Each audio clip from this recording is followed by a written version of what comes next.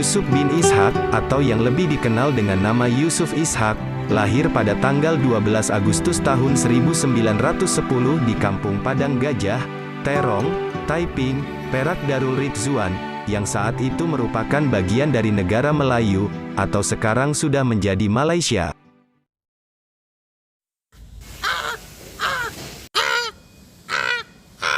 Yusuf adalah anak tertua dari 9 bersaudara.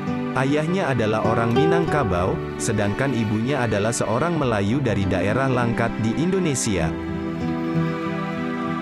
Yusuf mengenyam pendidikan awal di sekolah Melayu yang berlokasi di Kuala Kurau, Perak dan memulai studi bahasa Inggrisnya pada tahun 1921 di King Edward VII School di Taiping.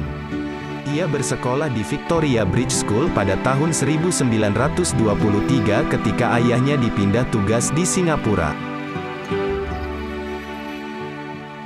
Pada tahun 1924, ia mendaftar ke Raffles Institution untuk pendidikan menengahnya. Di Raffles ia sering mewakili sekolahnya dalam berbagai acara. Karena kinerja yang luar biasa, dia menjadi bagian Korps Kadet Nasional, dan dia mendapat sertifikat sekolah Cambridge, dan pada tahun 1927 dia mendapat penghargaan Ratu.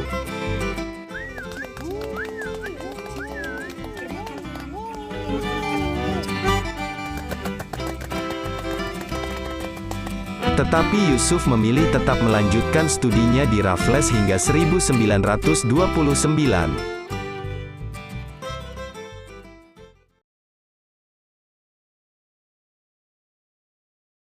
Setelah lulus dari Raffles Institution pada tahun 1929, Yusuf memulai karirnya sebagai jurnalis dan bermitra dengan 2 orang temannya untuk menerbitkan Sportsman.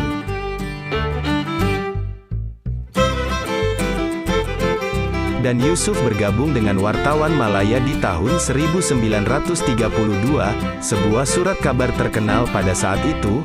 Yusuf ingin mendedikasikan surat kabar untuk masalah Melayu, dan dia berhasil mewujudkan visinya bersama pemimpin Melayu di Singapura. Selama kekuasaan Jepang di Singapura, utusan Melayu harus dihentikan peredarannya karena mesin-mesin yang digunakan untuk mencetak surat kabar, diminta untuk menerbitkan surat kabar Jepang. Yusuf pun kembali ke Taiping.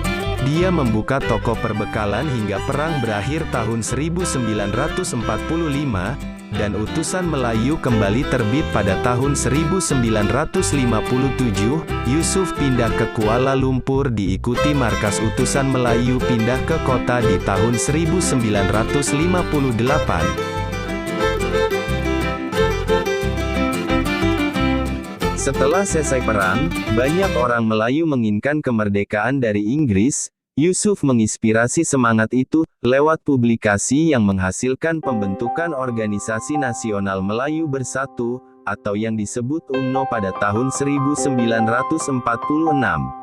Namun, cita-cita demokrasinya berbeda dari visi UMNO untuk kembali menegakkan monarki Malaya.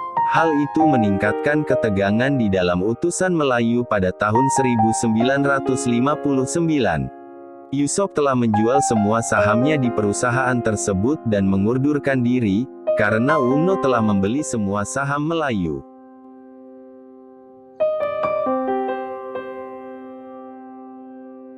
Yusuf memegang beberapa penunjukan dalam pemerintah Singapura, dan pernah bekerja di Komite Banding Film, Komite Cagar Alam dan Komisi Melayanisasi selama setahun sejak dia mengundurkan diri dari utusan Melayu. Yusuf juga menjadi Ketua Komisi Pelayanan Publik, atas undangan Perdana Menteri Lee Kuan Yew. Setelah memenangkan Partai Aksi Rakyat dari pemilihan umum 1959, Yusuf diangkat menjadi yang di-Pertuan Negara. Singapura terpecah oleh konflik rasis. Yusuf secara aktif mempromosikan multikulturisme dan menjangkau semua orang dari semua ras. Pada tanggal 9 Agustus tahun 1965, Singapura diusir dari Malaysia dan menjadi negara merdeka. posisi yang di Pertuan Negara dihapus dan kemudian Yusof menjadi presiden pertama negara Singapura. Yusuf menjangkau orang-orang untuk meyakinkan masyarakat atas pengusiran Malaysia, dan terus mempromosikan multikulturisme dan menjangkau semua ras dan agama. Kau rasa bang, kalau kau dulu kerja betul-betul aja, menjadi presiden kau kurasa kau nih, kayak Pak Yusuf, kayak Pak Jokowi. Nah, dengar kau baik, bang, dengar kau bilang apa? Jangan kerja komen judi aja bang. Aduh, suntuk kali aku nih. Yusuf menjabat sebagai presiden selama 3 periode, sebelum ia meninggal pada tanggal 23 November tahun 1970 karena gagal jantung.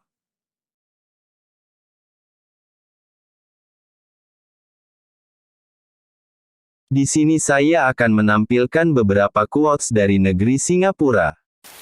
Di pohon besar, ada cabang yang mati. Di keluarga besar, ada pengemis. Tidak semua batu beruntung untuk menjadi berlian. Jika tidak ada ikan, udang sama enaknya. Memberikan alasan ketika tidak diminta, menyiratkan rasa bersalah. Orang pintar mengacungkan mulut, orang bodoh mengacungkan tangan. Di mana ada laut, di situ ada perompak. Jangan pernah menganggap remeh orang pendiam, dia mungkin memiliki kualitas hebat di balik sifatnya yang pendiam. Untuk benar-benar mencintai istrimu, tinggalkan ia sendirian sesekali.